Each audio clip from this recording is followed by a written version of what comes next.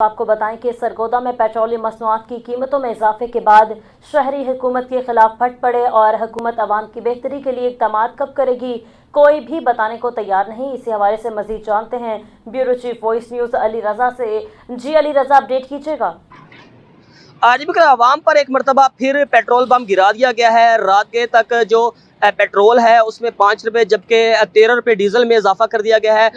वफाकी हुकूमत की जानिब से नोटिफिकेशन भी जारी कर दिया गया है और मैं एक पेट्रोल पंप पर मौजूद हूँ। यहाँ पर हमारे साथ एक शहरी मौजूद है, इनसे हम बात करते हैं। अच्छा भाई, ये बताइएगा कि पेट्रोल में भी इजाफा हो गया है, डीजल में भी इजाफा हो गया है, हुकूमत की इस पॉलिसी पर या इस इकदाम पर आप क्या कहना चाहते हैं? सर रात के नहेरे के वक्त इन्होंने 5 रुपए बढ़ा दिए हैं। अभी आए हैं, हमें पता लगा आगे थोड़ी महंगाई है, ऊपर से हम पता नहीं हमारी गवर्नमेंट क्या कर रही है। हमें तो खुद परेशानी है, गरीब आदमी क्या करे, पेट्रोल डलवाए या सब्जी ले या राशन ले, क्या ले, हम तो खुद परेशान है। दिन ब दिन बढ़ रहा है और हमारी रिक्वेस्ट है वज़ीर आज़म से कि खुदा गरीब बंदों पे कोई तरस खाएं, कोई रहम खाएं, हम खाएं कि पेट्रोल डलवाएं। दिन ब दिन बढ़ रहा है। आपने सुना कि यहाँ पर मौजूद जो शहरी हैं वो हुकूमत से मुकम्मल तौर पर नाला नज़र आते हैं। इनका ये कहना है कि हुकूमत की जानिब से जो इक़दाम किया गया है ये अवाम दुश्मन इक़दाम है, क्योंकि पहले अवाम महंगाई की चक्की में पिसी हुई है और रात गए इन्होंने दोबारा पेट्रोल में भी इजाफा कर दिया और जो डीजल है उसके रेट में भी इजाफा कर दिया। तो इन्होंने